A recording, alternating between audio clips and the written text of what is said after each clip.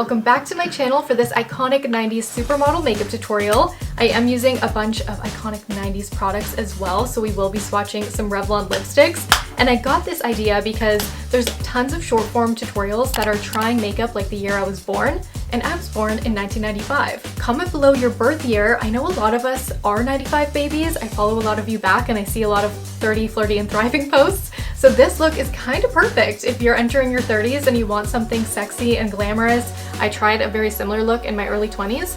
And I think it hits different now. Before we get into the glam, I got these stunning gold hoops from Ana Luisa. The shape and size of these are so perfect. So thank you, Ana Luisa, for sponsoring a portion of this video. This is what the packaging looks like, and the ones that I'm wearing are $75, but their jewelry starts at just $39. I always thought that I couldn't pull off silver. I love these. They're sustainable, hypoallergenic, and water resistant, perfect for everyday wear. On the site, the more you add to your order, the more discounts you get, and if you are in the US, it's free shipping and very fast. And if you're international, then there's a lot of affordable options there as well, plus a 2-year warranty. Big thank you to Ana Luisa for these stunning earrings. I'll be wearing them throughout the rest of this tutorial. And let me know in the comments along with your birth year if you prefer gold or silver. In my head, more people like gold, but I could be wrong. So I'd love to read your comments, and if you want to shop these earrings or anything else on the site, I will have a link in the description to shop, and let's get into this glam. First up, we have skincare. This is Clinique's Dramatically Different Moisturizing Lotion. I just picked up a small one from Amazon to try it, and I've been using it this week. It's gorgeous. I've already applied it this morning, but I added a little bit on top. I do have a bit of self-tanner, so I had to be careful not to move it around. It has a gel-like consistency, and I love the finish of it.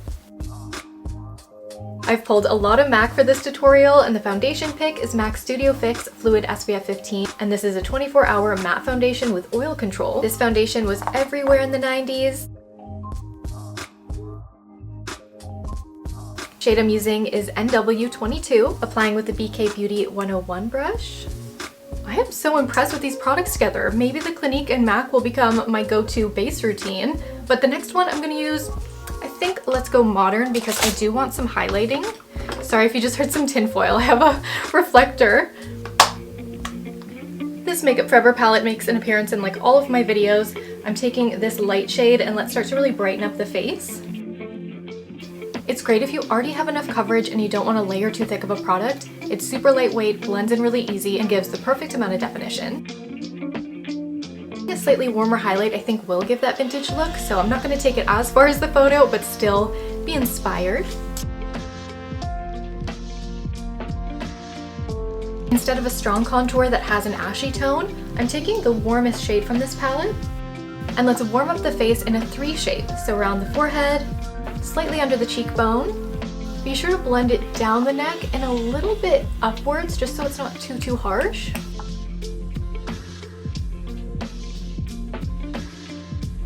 To make the skin very matte, let's set with powder. This one is a classic CoverGirl Clean Fresh powder. This is translucent.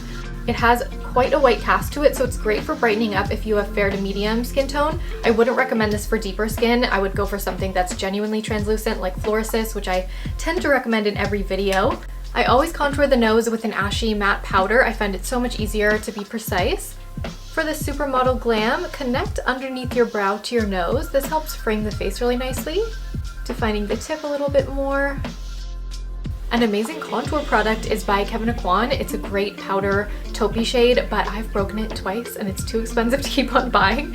So I'm just using this shade here from the Makeup by Mario palette. And Kevyn Aucoin really helped define a lot of makeup trends in the 90s. I love the Kevyn Aucoin book. Onto cheeks, I'm using MAC Powder Blush in the shade Peaches. This was really popular in the 90s as well. If you do prefer something on the pink side, NARS Orgasm launched in the late 90s, but that one is more shimmery. Adding a bit of peach over the nose does help make it look a little bit more natural if you've contoured. I did start my brows off camera because I hate wearing a wig without my brows done. Like, it looks so off for like the first couple of minutes and I hate going through the footage. So anyways, now I'm deepening up my brows slightly and adding some warmth with just a bit of brow powder, focusing it near the head of the brow. And why I chose Cindy Crawford for my ultimate inspiration is slightly because, one, she's so iconic, but also she has fuller brows, and in the 90s there was a lot of pencil thin brows, which I find a lot harder to recreate. The only time I've successfully done it is this Pamela Anderson look, which was so much fun, but it only really works because the bangs were covering, because they looked a little rough, but that one was so much fun too. Finally, for the skin, completely optional, but I have this beautiful golden mineralized powder. I want to amp it up just a little more. This isn't too shimmery or too bold or anything. And I'm applying to my finger. I'm applying this to the brow bone. It's a really pretty gold. And bam, I have brown eyes now. And for this 90s look, let's use neutral and warm brown tones, mostly matte with a little bit of shimmer. You could use iconic shades like Cork, Espresso, Satin Taupe from MAC, but I have a really great drugstore palette that I thought I would use. This is from e.l.f. and it's called the New Classics. Softly taking Darling, which is a matte warm brown. Applying through the crease in a slight winged upward shape. Making sure to blend and under the bottom lash line a little bit. Light shade over the lid, but I'm not going as bright because my eyes are quite a bit rounder. In some iconic Cindy Crawford looks, when she has her eyes closed, it does look like a really soft cut crease line. So deepened up in a rounded shape.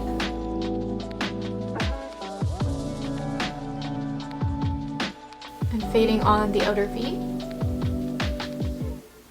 See how much more sultry this eye looks compared to this one? These e.l.f. shadows are not the easiest to blend out, I wouldn't say, but the shades are great, but I kind of work with anything. I have really nice brushes, so these are from Rougher, and I find I can make literally any palette work. Finally, adding some rose gold, which comes out like a copper.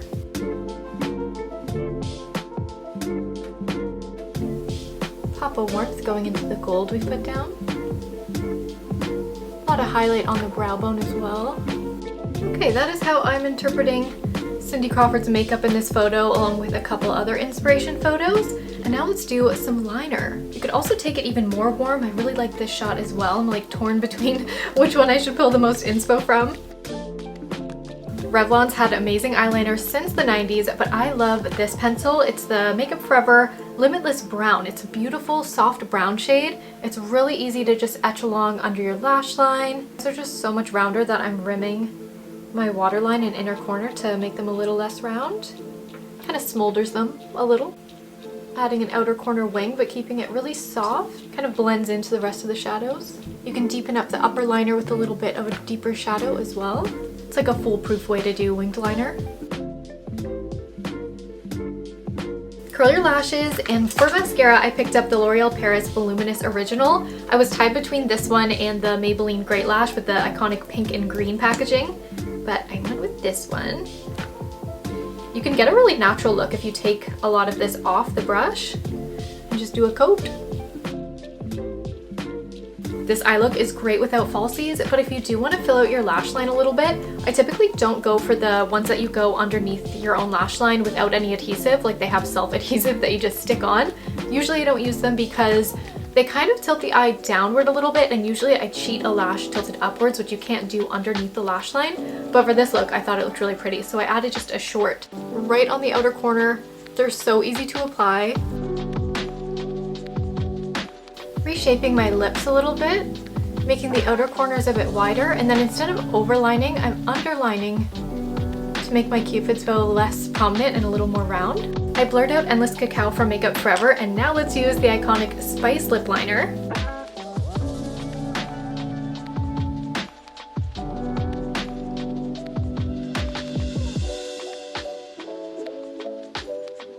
I have a bunch of iconic 90s lipsticks to swatch, but first how I recreated this photo is I have this amazing product that I've been loving recently. I use this in the Island Girl tutorial as well, and it's a cheek clapper from One Size Beauty. These are gorgeous corally tones, and I layered all three to get this lip combo. I added a little bit of dimension with the deepest shade. When I'm recreating a photo, lip color is probably the hardest part because how it looks in a tube and on someone else won't always translate the same on you, but I do find powders. The pigment looks pretty similar on the lip. Let's fix up the hair a little bit. Oh, and we can't forget the little drawn-on beauty mark. I know hers is on the opposite side, but for the most part I mirror inspiration photos because I have a good side. So anything that I'm recreating, yeah, I focus on this side mostly. We got mega volume going on.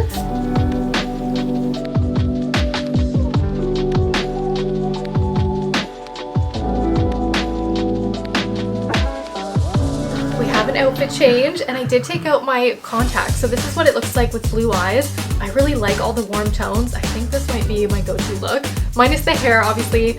My hair can't get quite as much volume, which was a problem in my first tutorial.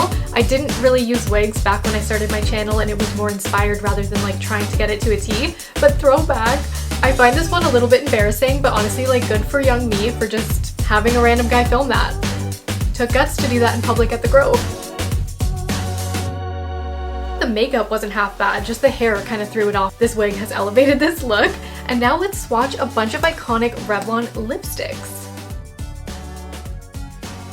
First up, Coffee Bean. This is one of my all-time favorite lipsticks. Coffee Bean is a rich chocolatey brown that's perfect for dark, moody lips. I have a little bit of Spice lip liner on. Next shade I see talked about a little less often, but it's one of my all-time favorites again. This is Rosewine. Such a pretty everyday color. A creamy flat nude orange that's very 90s. Doesn't come off super orange on me. It's like muted red. I love it. Toast of New York is the fan favorite for the 90s. It's the perfect blend of brown and red, and it's super flattering on all skin tones. I also feel like I'm serving Madonna right now. Did they look similar? I don't feel like they did. Does Cindy and Madonna both have a beauty mark or something? And Marilyn? For Rum Raisin, I'm going with Stone lip liner. This deep berry brown was huge in the mid to late 90s. Great for grunge inspired looks, but still feels really sophisticated. I prefer this to the reddier tones. I think this one's in the top 3 for me. Even more purpley, we have Vampire Love. A dark vampy burgundy with cool undertones. Finally, we have Black Cherry, the darkest of them all.